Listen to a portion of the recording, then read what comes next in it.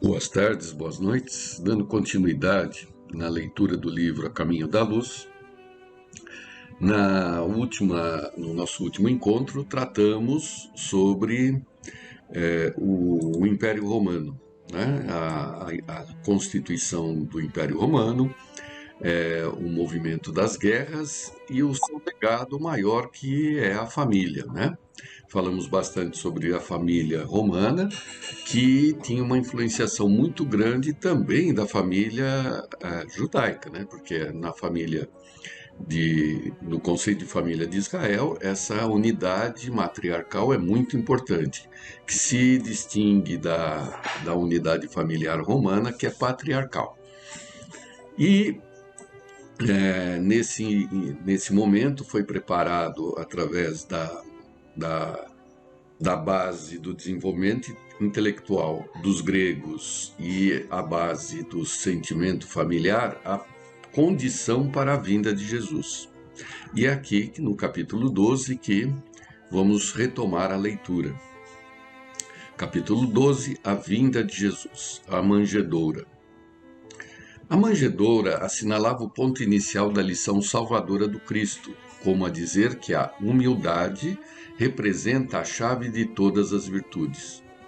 Começava a era definitiva da maioridade espiritual da humanidade terrestre, de vez que Jesus, com a sua exemplificação divina, entregaria o código da fraternidade e do amor a todos os corações. Debalde, os escritores materialistas de todos os tempos vulgarizam o grande acontecimento, ironizando os altos fenômenos mediúnicos que o precederam. Bem, em relação à manjedoura, né, como foi colocado, já lemos aí em algumas oportunidades uma crônica de Natal, em que é descrito o dia, né, imediatamente anterior do nascimento de Jesus. É uma crônica interessante, feita por um espírito, a autoria de um espírito israelita, que descreve a cena, né? Essa descrição, ela começa em que em que Maria e José estão procurando uma estalagem, mas como o local estava lotado, a cidade, né, estava lotado pela determinação do censo, não haviam estalagens à disposição. Mas o que é mais interessante é que na busca dessas estalagens, o que aconteceu assim seguidamente foram 3 situações, né? Em que José se apresenta na estalagem e eles estranham, eu estou resumindo, né? Eles estranham um senhor já, né? Ao lado de uma moça, praticamente uma menina, né? Grávida. Então, ocorre sistematicamente um assédio sobre Maria, inclusive com inícios de agressões ao próprio José, com ofensas, blasfêmias, né? A ponto de o anjo Gabriel orar a Deus, né? E aí a gente destaca que um mesmo anjo pede a Deus, né? E eles são inspirados a ocupar um estábulo, né? A tal da manjedoura, onde só existiam os animais, né? Interessante essa crônica aí, se procurarem vocês vão achar, qualquer coisa nós republicamos aqui, né? Então destaca-se dessa lição que todos carecem de Deus, inclusive os anjos, e que o ato de se comunicar com ele através da prece é uma ferramenta eterna, e que a resposta disso para fugir a esse assédio foi justamente ser acolhido de uma forma muito humilde e simples pelos animais, né? Num local isolado dos homens, né?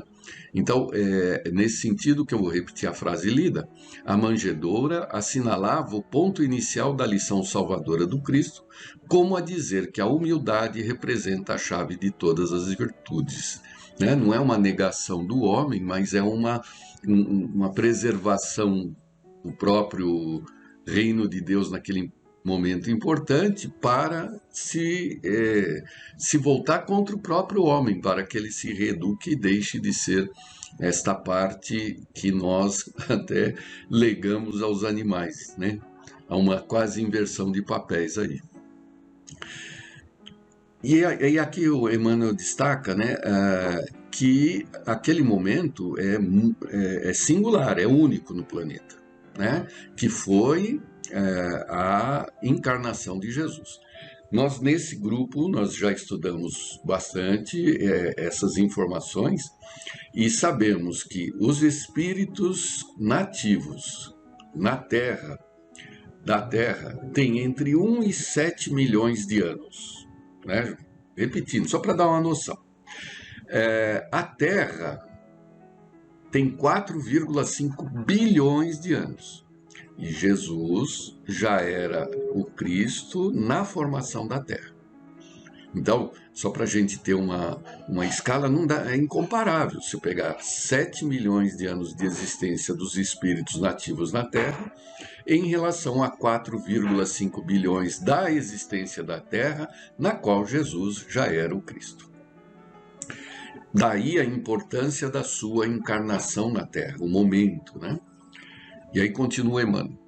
As figuras de Simeão, Ana, Isabel, João Batista, José, bem como a personalidade sublimada de Maria, têm sido muitas vezes objeto de observações injustas e maliciosas.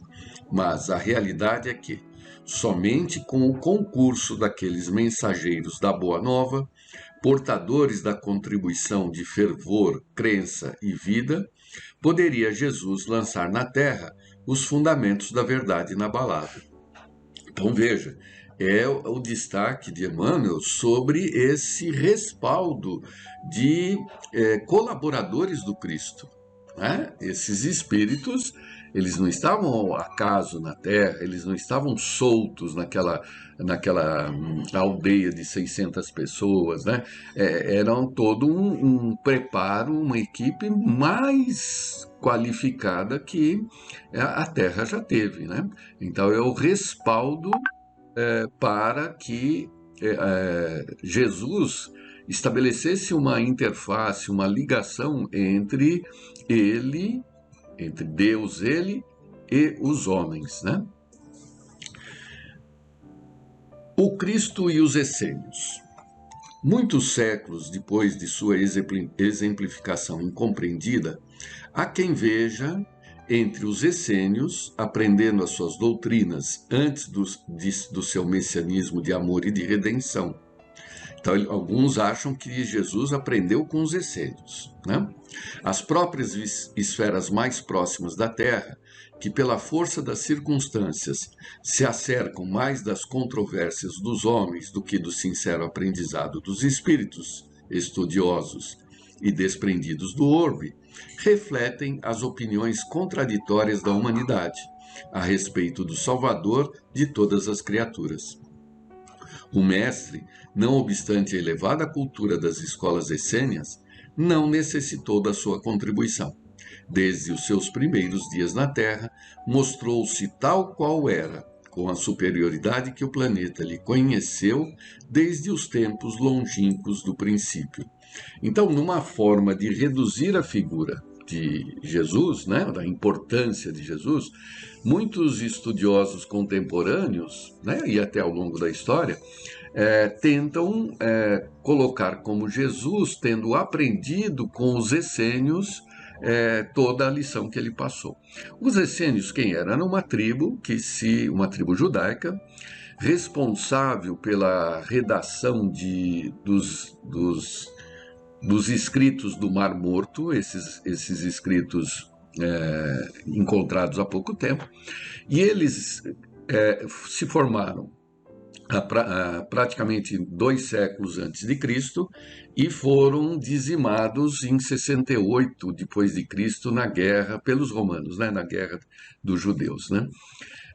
Mas quem eles eram? Eles eram os mais estudiosos, estudavam o Torá, eles tinham uma comunidade vegetariana. Eles também eram conhecidos como os terapeutas, né? Porque eles praticavam cura com plantas, com a água, voltados a uma disciplina muito ferrenha, não eram celibatários, né? Não podiam constituir famílias, terem suas mulheres, mas aqueles mais, diríamos assim, ortodoxos, né? Eles mantinham um rigor, né? Uma disciplina, inclusive sobre todo o cotidiano, né? Então, eles inclusive se afastaram para o deserto do povo judeu para preservar as tradições e a história dos judeus, né? Portanto, e praticavam o batismo, né? O batismo na água, né? Quer dizer, aquele ritual em que, com o mergulho na água, fazia com que o indivíduo renascesse da água, né? Como uma forma de conversão, né? Um rito de passagem. Então, era um grupo, sim, né? Os terapeutas essênios que mantinham conhecimentos muito diferentes daquela época e até diferentes até hoje, né? Dado o rigor do comportamento social, sempre lastreado na fé. Então, Jesus os conheceu, sem dúvida, né? Mas, como o comentário anterior, entre as próprias idades, Jesus corroborou os ensinos praticados, as práticas do povo essênio, né? Mas não colheu dali aquilo que ele pregou, ao contrário, né? Muito pelo contrário. Cumprimento das profecias de Israel. Do seu divino apostolado, nada nos compete dizer em acréscimo das tradições que a cultura evangélica apresentou em todos os séculos posteriores à sua vinda na Terra, reafirmando, todavia, que a sua lição de amor e de humildade foi única em todos os tempos da humanidade. Dele, asseveraram os profetas de Israel muito tempo antes da manjedoura e do Calvário, né? Então, através dos profetas, né, se passou muito do que ocorreria, né? As profecias, os profetas, que constituem parte da Bíblia, né? Levantar-se-á como um arbusto verde, vivendo na ingratidão de um solo árido, onde não haverá graça nem beleza, carregado de opróbrios e desprezado dos homens, todos lhe voltarão o rosto. Coberto de ignominias, não merecerá consideração. É que ele carregará o fardo pesado de nossas culpas e de nossos sofrimentos, tomando sobre si todas as dores.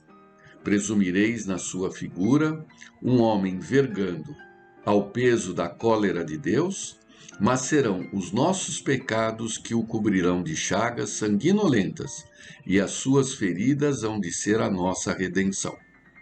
Somos um imenso rebanho desgarrado, mas para nos reunir no caminho de Deus, ele sofrerá o peso de nossas iniquidades.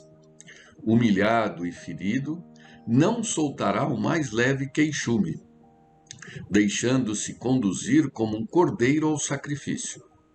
O seu túmulo passará como de um malvado, e a sua morte como a de um ímpio.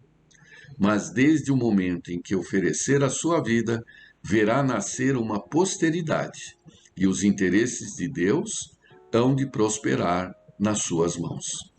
Veja, isso consta das profecias, e que sintetizou a sua vida, né? A incompreensão da sua missão, ela é enorme, né? Mesmo para nós espíritas, né? Que achamos que conhecemos alguma coisa, nós temos aí as explicações trazidas pelos espíritos sobre suas parábolas, sobre sua vida, mas é ainda apenas a ponta do iceberg, né? Se vocês pegarem o evangelho propriamente dito, lá de Mateus, por exemplo, Marcos, enfim, existem intervalos de 1, 2, 3 anos em que não existem referências sobre a sua obra, mas nem por isso ele deixou de atuar. Nem todos os diálogos travados, todas as lições, todos os sinais foram colocados na Bíblia, no Evangelho, por conta da multiplicidade, é uma extensão muito grande da obra. E ainda assim mesmo, eles foram colocados parcialmente por aqueles que conviveram. Por exemplo, o Evangelho de Mateus foi escrito 30 anos depois da crucificação de Jesus. Ora, se hoje alguém te perguntar o que você lembra, o que você comeu a semana passada, talvez tenha dificuldade, né? Agora, lembrar de coisas que ocorreram há 30 anos, mesmo com a colaboração dos espíritos através do Espírito Santo, né, da mediunidade, né, não deixa de existirem lacunas, né? E essas lacunas, elas estão propositadamente, elas foram propositadamente omitidas, porque só esse pedaço da obra dele até hoje gera esta polêmica que dirá toda a sua extensão. Então, entender o significado e as lições da encarnação de Jesus é obra para os próximos milênios, né? Para que a gente estude, conheça e absorva todas as suas lições, né? A figura dele incomparável. É claro que nós conhecemos o Jesus que trouxe a religião, mas foi o espírito mais inteligente que nasceu na Terra. Claro, participou da formação da Terra, né? É o mais inteligente, é o mais culto, né? É o mais, né? Tudo que nós poderíamos imaginar de qualificações humanas, Jesus os exemplificou, né? Como uma figura máxima. E o primeiro passo da sua obra foi justamente entrar com todo este cabedal no mundo pela forma mais simples, mais humilde, como abriu o parágrafo Emmanuel, né? Através da humildade de nascer numa condição despreparada, né? Desfigurada de qualquer tapete vermelho, e sim de um chumaço de capim, né? Essa é o primeiro passo. E, poderíamos dizer, um dos grandes passos é mostrar que há vida após a morte. Né? Ele demonstrou, ele provou. Como que ele provou que há vida após a morte? Entregando a própria vida. Né? A crucificação de Jesus, entre outras coisas, ela é na prática, porque o bem maior que nós temos é a vida, né? O mais importante é a vida. Ele pegou a vida dele e entregou, demonstrando que ela não era o ponto mais importante da sua existência. Apesar de tudo, existe vida após a morte. Né? Então, é uma extensão. E essa vida foi entregue por conta da iniquidade, dos pecados do homem. Né? Por que dos pecados? Quem crucificou Jesus, né, foi o orgulho, foi a vaidade, foi o egoísmo. Foram esses três os crucificadores do Cristo. Né? Esses três, eles se expressam nas pessoas, naquelas figuras históricas, cada um desempenhando um papel, até de quem lava as mãos. Mas, se tirarmos as personagens, se tirarmos as figuras humanas que exercitaram aquilo, a crucificação de Jesus é por conta dos nossos erros, dos nossos defeitos, do orgulho, da vaidade e do egoísmo. Se fizermos uma analogia, cada vez que nesse mundo contemporâneo, depois de 2022 anos, de alguma forma expressarmos o orgulho, a vaidade, o egoísmo, continuamos crucificando Jesus.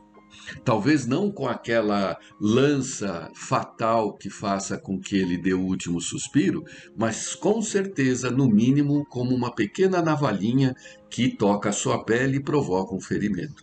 Se assim entendermos, temos a obrigação de não participarmos da crucificação de Jesus, né, nos dias de hoje. É nossa obrigação lutarmos por extirpar esses pecados, esses defeitos que imolaram a figura do Salvador.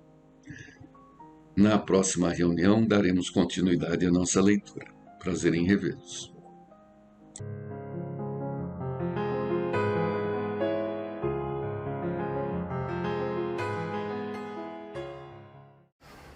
Olá! Hoje nós vamos ver um texto que está no livro A Mensagem do Amor Imortal, que é uma psicografia de Divaldo Franco pelo espírito Amélia Rodrigues. A mensagem se chama A Pior Cegueira.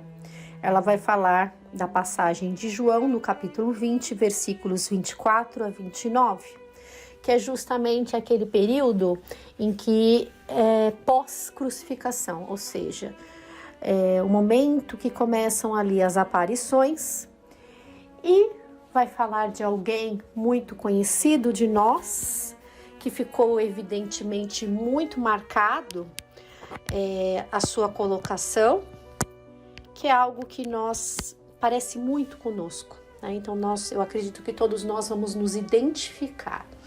Amélia Rodrigues também coloca nesse texto que essa seria a última bem-aventurança.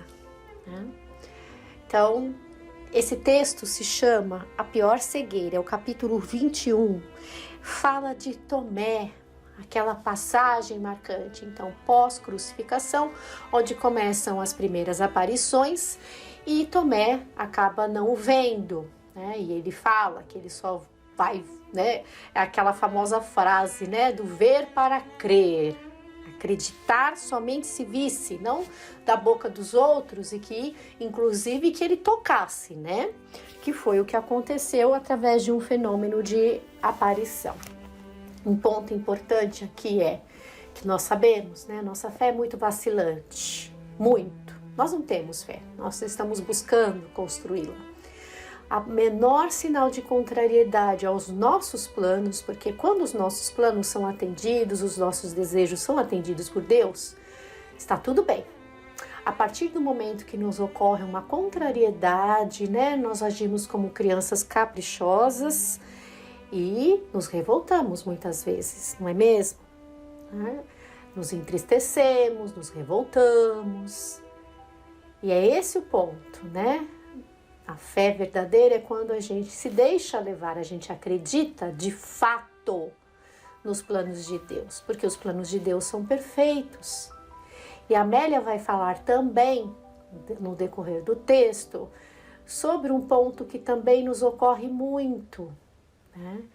Que é essa questão de querermos e muitas vezes humanizar a Deus. Algumas pessoas têm esse pensamento, né? Que Deus tem que mostrar o seu poder o tempo inteiro. E ele mostra sim o poder dele, mas de uma outra forma. Porque as leis de Deus, né? Nós pensamos muito nesse pensamento terreno, no que estamos vivenciando, naquilo que é palpável e material pra gente. Algumas pessoas até afirmam, eu não acredito nele. Porque querem uma super prova do poder de Deus, porque elas estão ali tendo essa visão realmente de, não, ele tem que ter um poder especial, né? Ele que tem que provar, não é? Então, é um texto muito rico, muito interessante, que traz aqui bastante aprendizado para todos nós. Espero que seja produtivo, então, para todos. Capítulo 21, A Pior Cegueira. Somente angústia ressumava Tomé, o Dídimo quer dizer gêmeo, após os acontecimentos trágicos que culminaram na maldita colina da Caveira, quase às portas de Jerusalém. Toda a sinfonia de esperanças que lhe enchia a alma sensível transformara-se em melodia fúnebre de dor e de morte. Sentia-se ludibriado nos seus sentimentos, traído na confiança que depositara nele, né? Nele aqui é em Deus. E quantas vezes, né, ali nasquelas encruzilhadas da vida, a gente não se vê nessa situação, né? Poxa vida, eu sou tão bom, eu sou tão boa, eu faço tudo, isso me acontece. Não é? A gente faz isso. Às vezes tem aquelas situações que a gente vê uma tragédia em família, um desencarne ali mais violento, né? A gente fala, não merecia, não é? A gente não... Aí a gente pode cair, né? Tem casos aí de pais que tipo, eu não acredito mais em Deus, né? Porque ele me levou meu filho. Olha que situação, né? Então, se sentir enganado, nós podemos cair nisso. E era o que Tomé estava se sentindo enganado. Vamos ver o porquê. Acreditar até o último instante, com fé abrasadora, certo de que aquele Deus, todo amor a que ele, que é o Cristo, se referia com emoção e beleza, impediria as armadilhas da perversidade contra seu filho, inclusive retirando-o da cruz e momentosa demonstração de poder celestial. Essa era a visão de Tomé, ou seja, o Pai, todo amoroso, ali não permitiria tamanha injustiça contra Jesus e no momento final, mostrando o seu todo poder, tiraria Jesus, né? Livraria Jesus daquela situação, né? Pouparia Jesus de todo aquele sofrimento e mudaria o curso da história, né? Que pai não o faria, mesmo submetendo-se a qualquer sacrifício? Ele se entregara como um cordeiro manso e submisso, sem qualquer reclamação, certamente aguardando que os seus anjos viessem em seu auxílio, o que não ocorrera. Né? Então, essa era a visão, né? Jesus não estava pensando assim, mas Tomé pensou assim, né? Que Jesus teria essa expectativa, né? Então, vejam como a gente tem essa infantilidade, né? De querer materializar o Cristo e Deus. Foi o que ele fez, né? Que Jesus teria esse pensamento mais humano que eu digo, mais próximo de nós, né? Mortais. Mortais ali na visão das pessoas, né? Da matéria, né? O que morre é o corpo, né? Nós somos imortais.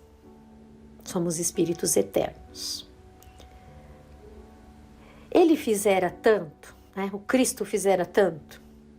Os fenômenos realizados comprovavam a sua procedência, demonstravam-lhe a grandeza.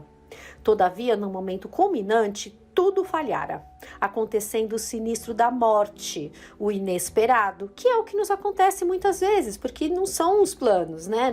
Não é aquilo que a gente precisa passar. Então, às vezes, a gente se dedica tanto a alguma coisa, alguma causa, naquela expectativa de que aquilo vai se realizar, mas não se realiza, não se concretiza, até mesmo para o nosso aprendizado, né? Que nós saibamos trabalhar ali a aceitação, a resignação, o recomeçar, né? A humildade. Tomé não conseguia entender aquelas ocorrências de significado transcendental, pois que para elas viera Jesus. A noite moral, em consequência, que se abateu sobre o discípulo, era povoada por sombras densas e fantasmas apavorantes. E é exatamente isso que não nos acontece. Achei muito interessante essa passagem da Amélia Rodrigues, né? A noite moral. Por quê? Nós estamos nos iluminando, mas somos ainda vacinantes. Então, quando acontece uma contrariedade e a gente se deixa bater, a gente tira essa luz de nós, né? Então, é uma noite moral. Começa a aparecer toda a nossa incerteza, todas as nossas viciações, né? E sombras densas mesmo, né? Aquela obsessão. A gente não para mais de pensar naquilo, mas com um pensamento de revolta. Tomé não se interessava anteriormente pelos tesouros espirituais. A sua existência simplória desenrolava-se relativamente tranquila. Era quase um cético em relação à sobrevivência espiritual, ou melhor, não conseguia compreender essa realidade. Então, quando ele conhece Jesus, esse era Tomé. né? Ele não tinha essa crença da sobrevivência espiritual, da continuidade da vida. Ele não acreditava, ele vivia a vida dele, né? De forma simples ali, sem prejudicar a ninguém. Não constituir a família. No entanto, ao ser chamado por Jesus, tudo se modificou na sua vida, aceitando inclusive os companheiros como se fossem membros do seu mesmo sangue. Né? É se sentir em casa, né? Às vezes a gente tem uma busca íntima que a gente não tem tanta consciência dela, ou tem, e aí a gente se sente ali, nossa, cheguei no meu lugar, né? Tanto é que ele tinha o carinho pelos demais companheiros como se fossem dos irmãos, né? Do mesmo sangue. Jesus conseguira enriquecê-lo de fé, de esperança no seu reino, de alegria de viver. Então tudo mudou, né? Ele foi tocado, iluminado, essa alegria, esse bom ânimo. Evidentemente, adaptou o conceito à sua concepção de gozo terreno, de justiça em relação aos infelizes, de oportunidades iguais para todos, porém na terra. Veja como ele parece conosco, né? Nós temos essa cegueira, né? Essa visão realmente é limitada, né? O nosso conceito de felicidade, ele está muito ligado ainda à terra. Apesar de nós já sabermos muito do plano espiritual, mas o nosso alcance ainda é limitado, né? Então ele adaptou, ela fala aqui. Ele tinha a sua vivência, com certeza, né? Ressaltando aqui sobre a sua anterioridade da alma, e foi tocado ali por Jesus, né? Só que ainda tinha essas limitações, que é o que nós temos, né? Nossas limitações, nossas vacilações. As sutilezas espirituais escapavam-lhe por serem inabituais ao seu raciocínio. Pensava que todos aqueles fatos produzidos por Jesus e que o tornavam maior do que todos os profetas eram para demonstrar o seu poder, fazendo tremer Caifás, Pilatos e o pusilânime Herodes Antipas, os governantes arbitrários e indignos que lhe deveriam ceder o lugar em que se encontravam, né? Então, aquela coisa de que o poder de Jesus tinha que estar ali, né? Dominar, se sobrepor a esses poderosos da terra, ou seja, o mestre, ele tinha que se encaixar num papel, né? Que ele seria ali o líder máximo, digamos assim. Aquelas autoridades sandias teriam que ser substituídas desde as primeiras horas da revolução preparatória do reino. Aguardar aquele momento com ansiedade, uma quase desesperação, e tudo acontecer exatamente ao contrário. Então, Tomé achava que Jesus fosse se apoderar ali de um cargo na terra, né? Tinha esses planos aí na cabecinha dele. E aconteceu exatamente o contrário. Foram eles que acabaram calando Jesus, né? E Jesus jamais foi violento, impôs a sua verdade a ninguém, né? Muito pelo contrário, ele falava: os bem-aventurados os pacíficos. Desde o terrível lance no Jardim das Oliveiras, quando ele se rendeu sem nenhuma resistência àquela matilha humana, pois eram cães alucinados que o medo dominou. Tudo mais foi imaginação, foram narrativas que lhe chegaram, porque ele não teve coragem para acompanhar o desdobramento das ocorrências. Quis fugir, refugiar-se na solidão em que permanecia. Nada obstante, disfarçando-se, adentrou-se na multidão e o seguiu até o momento último.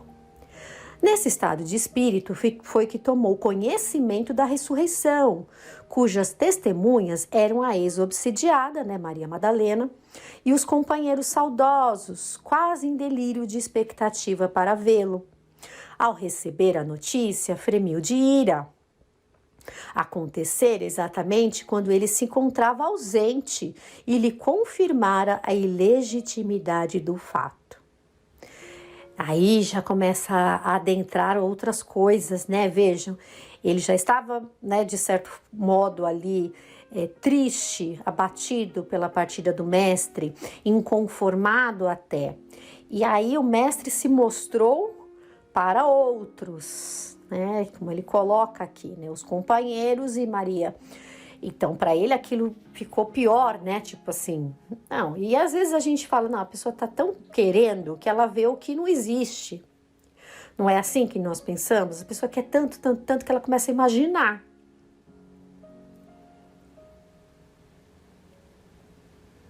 Não podia acreditar, mesmo que o visse, reflexionava em amargura. Os olhos enganam muitas vezes, as pessoas veem o que querem enxergar, né? E pior que a gente cai mesmo nisso, fala assim, imagina, isso aí é que a pessoa quer tanto, né? Para ele deveria acontecer de maneira palpável, mediante o contato físico. Além de ver-lhe as feridas dos pregos, deveria colocar a mão na chaga produzida pela certeira lança arrasadora. Tomé era vítima da cegueira mais grave, a da alma, que dilacera o coração. E cria, né? Cria, como cocria essa cegueira. A gente vai criando monstros, né? Vai dilacerando o coração, repleta aí de uma amargura, de uma insatisfação enorme. O cego dos olhos pode imaginar e conceber na mente, mas o cego do espírito nega-se a pensar, sequer na remota possibilidade de algo existir ou acontecer, conforme se narrava. Então, a gente se bloqueia, foi o que aconteceu com ele. Impossível, não. Isso não pode estar acontecendo, né? A gente não quer nem pensar, nem ouvir falar. O primeiro, às vezes, nega porque não visualiza, mas o outro não pretende enxergar, nega-se a ver. Né? A gente pode cair nesse ponto, né? De ficar blindado, né? Até mesmo para evitar o sofrimento.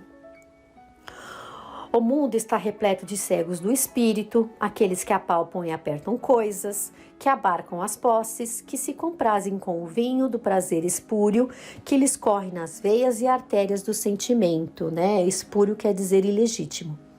Há também a cegueira dos nécios, que são os ignorantes, e dos que se jactam dos sábios, né? Que glorificam os sábios. Dos esbirros dos poderosos, né, que são subordinados dos poderosos, e dos que se apresentam como tal e que se enganam em relação à precariedade das suas forças. Há ainda os insolentes e astutos que se acreditam portadores de recursos que se lhes casseiam, dos soberbos e fatos. Fatos é vaidoso, presunçoso, que a tudo negam, quando não lhes convém acreditar, ou simplesmente não desejam que se caracterize pela realidade. Então, é uma verdade que a gente acredita e por mais que se prove o contrário, nega-se, né? Sobejam religiosos hipócritas, literatos presunçosos, artistas embriagados pela fantasia, que também são vítimas dessa estranha cegueira, gritando alto a sua recusa, a sua descrença na ressurreição de Jesus. Acreditam, isso sim, que o seu corpo foi roubado pelos aturdidos discípulos, como fora propalado por testemunhas compradas pelo Sinédrio para evitar que surgisse o mito do seu retorno. Não têm provas e creem. No entanto, o testemunho daqueles que o viram não lhes é válido. Interessante, né? Como ele tinha eles como irmãos de sangue e eles que testemunharam que o mestre havia aparecido e ele não acreditou. Passaram-se 8 dias desde a sua aparição aos amigos e todos estavam reunidos novamente, inclusive Tomé, o gêmeo. Subitamente, como uma aragem perfumada que se adentrou na sala, embora a porta estivesse trancada, ouviu-se também a sua doce voz saudando. Paz seja convosco. Era Jesus redivivo. Ante o assombro, explodindo em todos a alegria, o amigo abandonado e quase desprezado relanceou o olhar pelo recinto e deteve-o em Tomé. Acercou-se-lhe e suavemente propôs-lhe: vê as chagas, toca-as. Abrindo a túnica alvinitente, acrescentou: põe toda a tua mão dentro da ferida no meu peito. Ele conhecia, né? Sabia o que estava inquietando Tomé. Atordoado, afogando-se em convulsivo e inestancável pranto, Tomé, o cego de espírito, rendeu-se exclamando: Eu creio, meu senhor. Crês porque viste, respondeu-lhe o mestre. Bem-aventurado, no entanto, é aquele que não viu e creu. Bem-aventurado, ele dissera. Somente agora ficava concluída a Sinfonia do Monte. Seria essa a última bem-aventurança. Despertando para a verdade, o Dídimo renovou-se, compreendeu qual era o seu reino e disse-lhe integralmente a partir de então. E deu-se-lhe, integralmente a partir de então. Então ele se dedicou ao reino de Deus, né? Após a terrível noite que se debater em pesadelos hórridos, surgira a madrugada do interminável dia da ressurreição.